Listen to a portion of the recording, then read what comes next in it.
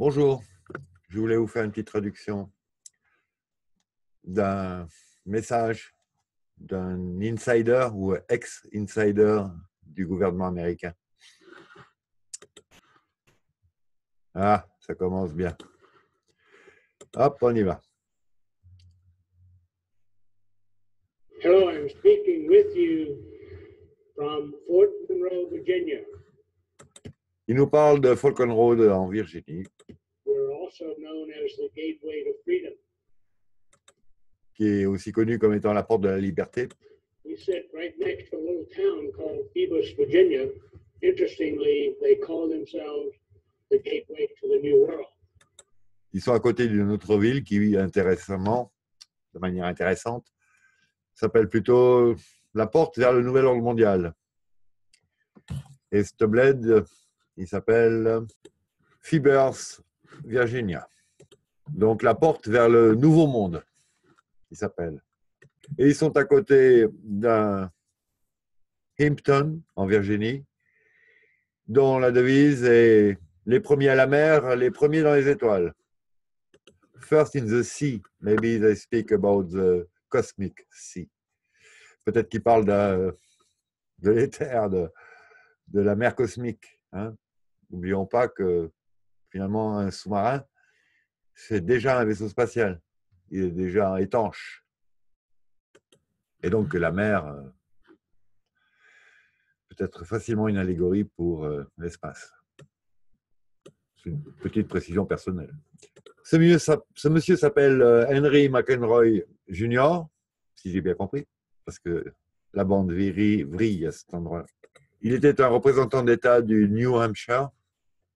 Merci de votre attention pour ce petit message à propos des interactions entre des astronautes venant de l'espace et ceux qui sont basés sur Terre. Il fait ce message dans l'espoir d'encourager une meilleure perspective pour tous ceux qui explorent l'univers, ayant pour résultat un monde plus valable, avec une contribution supérieure pour l'humanité, quelle que soit la foi, la race ou la nation.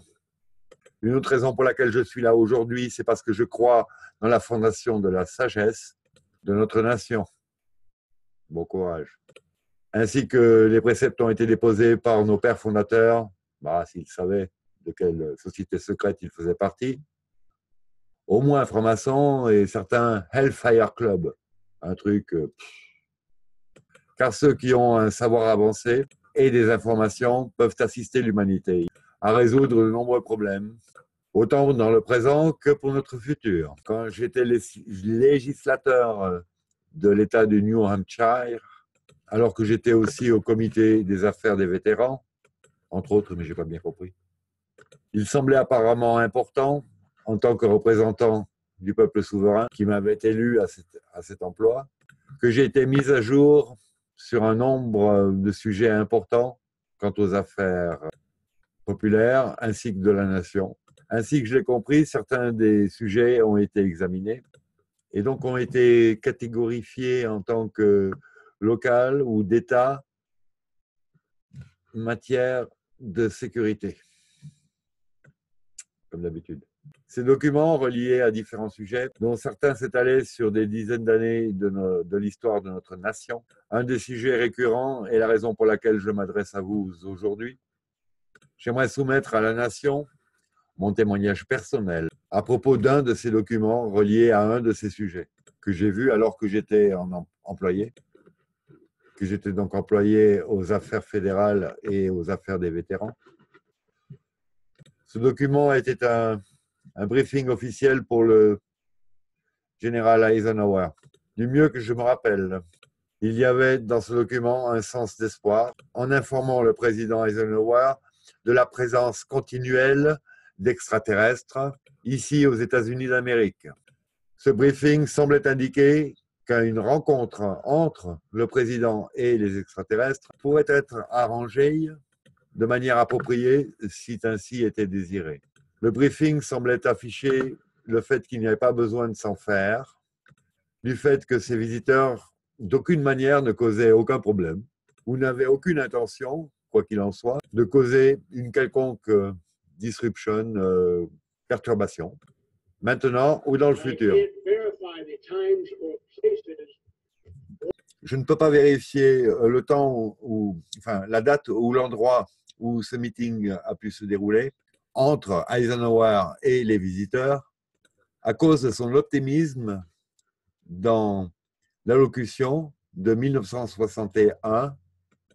Et je crois fermement qu'Eisenhower a rencontré ces astronautes extraterrestres d'ailleurs de la Terre. J'espère que mon témoignage personnel va aider la nation dans sa recherche d'une illumination continue, d'une élévation, d'une évolution, d'une amélioration. Enfin, de mieux, quoi, franchement. Je suis honoré de suivre les traces de ceux qui sont venus devant vous avec leur témoignage personnel. Ceux qui méritent l'admiration du peuple américain pour avoir partagé leur récit. Personnellement, dans un effort d'élévation des connaissances vers une compréhension plus élevée de notre existence.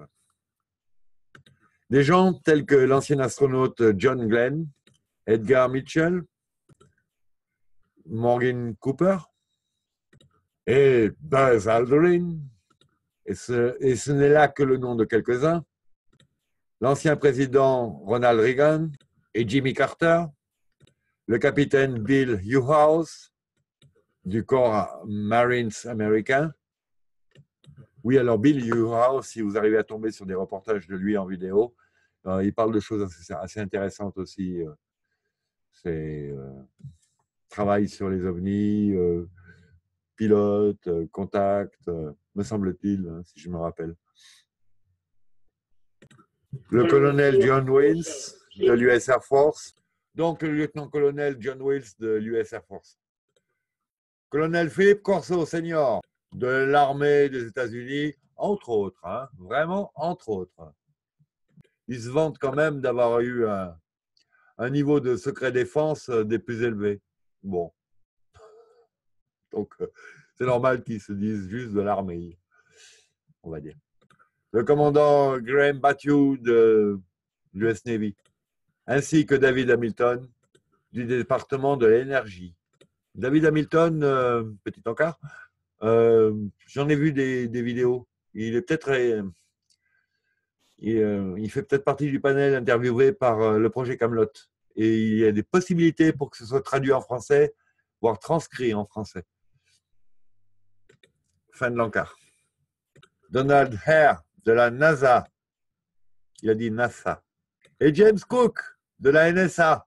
Il aimerait aussi remercier les nations françaises, brésiliennes, britanniques, russes, italiennes, danoises, suédoises et norvégiennes, de la Nouvelle-Zélande et du Canada, de l'Uruguay et de l'Australie, pour ouvrir aussi leurs dossiers aux citoyens de leur pays respectifs.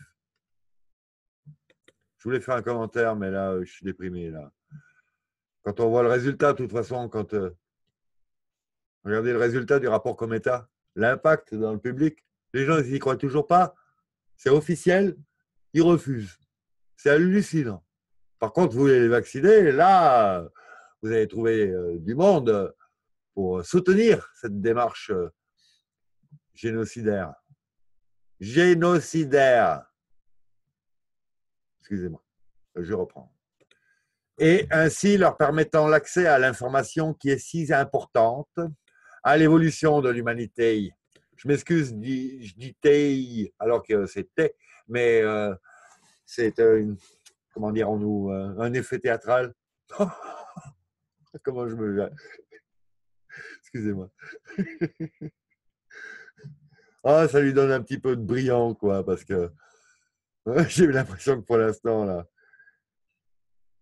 on est un peu dans le terme. Ouais. C'est un peu au fond de la citerne, même. Donc, il nous remercie de lui laisser l'opportunité de faire sa petite part dans ce grand travail en partageant les les informations qu'il nous donne aujourd'hui. Et il remercie aussi toute l'équipe qui lui a permis de faire ce message aujourd'hui.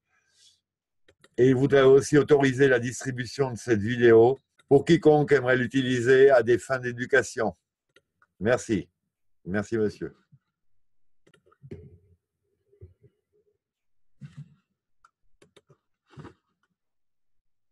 Vous avez pu constater à quel point les ordinateurs de 2018 sont efficaces. Ah là là là, c'est pas croyable. C'est vrai, on avait le Minitel, on était les premiers, et c'était mieux que ça bientôt. C'était aussi rapide. Je vais donc essayer par quelques arrêts sur image d'obtenir un arrêt de la pixelisation. Donc là, il est écrit j'aime à croire que le peuple au long cours va faire mieux pour promouvoir la paix que nos gouvernements. En effet, je pense que les peuples veulent la paix à tel point qu'un de ces jours, nos gouvernements ferait bien de sortir de leur chemin et de les laisser l'avoir, la paix.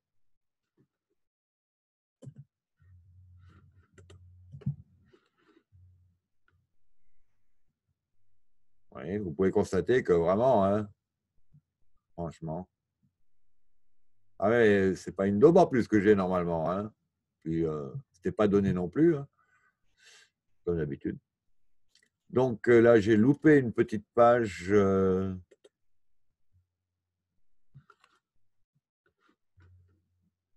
Voilà.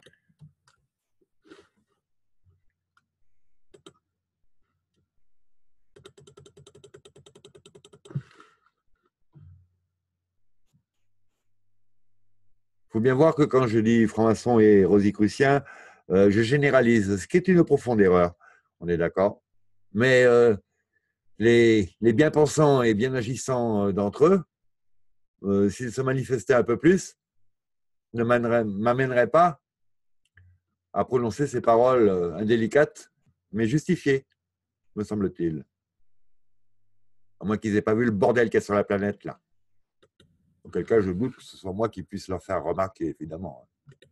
Et voilà, c'était donc l'honorable Henry W. McElroy qui parlait à propos du briefing d'Eisenhower qui n'a pas été divulgué ni diffusé. Normalement, nous, on sait. Ben, il en parle de un, là. Moi, je pense qu'il y en a eu au moins deux, si ce n'est trois.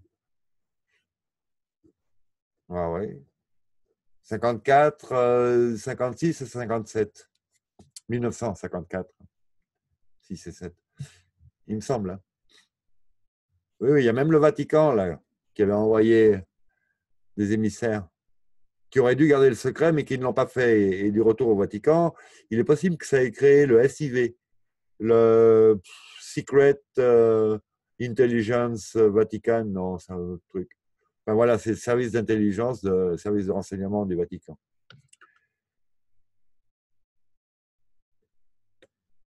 Et je vais m'arrêter là, mais je vous laisse juste voir que le reportage de donc Midnight Justice sur YouTube, qui est intitulé ici The Secret Underground Reptilian City of Lore, c'est-à-dire les villes secrètes souterraines et reptiliennes de Lore. Il y a donc deux pointures qui arrivent là à l'écran et qui sont Phil Schneider, présenté par monsieur Albilek, qui s'appelait peut-être aussi, je ne sais plus, Cameron, je ne sais plus.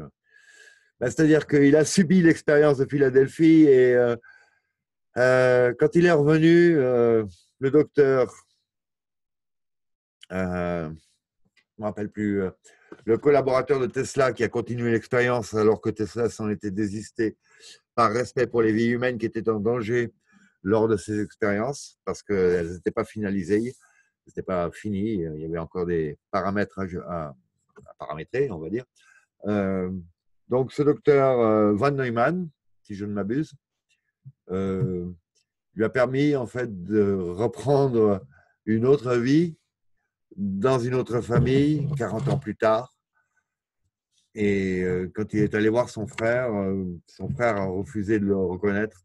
Son frère est la personne avec laquelle il a sauté de l'Eldridge quand celui-ci était en train de changer de dimension, on va dire, lors de l'expérience de Philadelphie.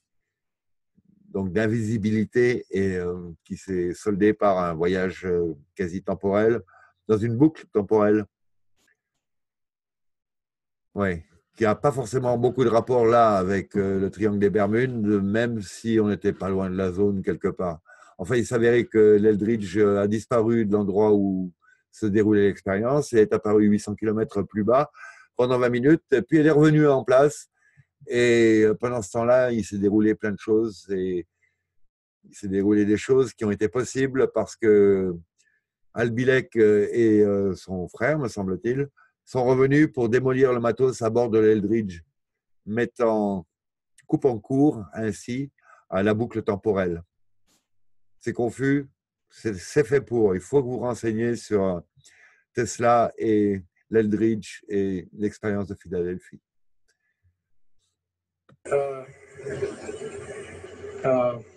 That's almost a pun anymore. I'm Phil Schneider. I worked 17 years for the United States government as a geologist and aerospace engineer, as well as a structural engineer. I worked. Donc, Phil Schneider a bossé 17 ans pour les États-Unis en tant qu'ingénieur géologiste et spécialiste en explosifs, me semble-t-il. Mais je vais arrêter là. Il y en a pour des heures. Il a fait pas beaucoup de conférences, mais je dois en avoir une dizaine d'heures. Alors, il se répète de temps en temps un petit peu, mais il détaille énormément tout ce qu'il a fait, le nombre de tunnels, pas vraiment le nombre de tunnels, le nombre de bases, un petit peu, les bases qu'il a créées, leur taille, les matériaux auxquels il a été confronté, et puis surtout ses rencontres avec des êtres un peu bizarres. Et donc, vu les matériaux qui n'existent pas sur Terre dont il était en possession jusqu'à sa mort, parce qu'après, soudainement, elles ont disparu de son coffre-fort, ainsi que les réserves d'or qu'il avait familiales, et parce que c'est le fils de quelqu'un qui a été importé aux États-Unis à la suite du projet Paperclip. Son père était ingénieur sous-marinier, me semble-t-il. Si ça existe, ingénieur sous-marinier, mais enfin voilà. Et il devait avoir une particularité quelconque dans la famille qui a fait qu'ils l'ont choisi et ils l'ont un peu choyé tant qu'il n'a pas dévoilé le poteau rose. Et voilà, il s'est fait clouer au poteau noir. Je vous remercie de votre écoute et vous souhaite un bon courage. À bientôt.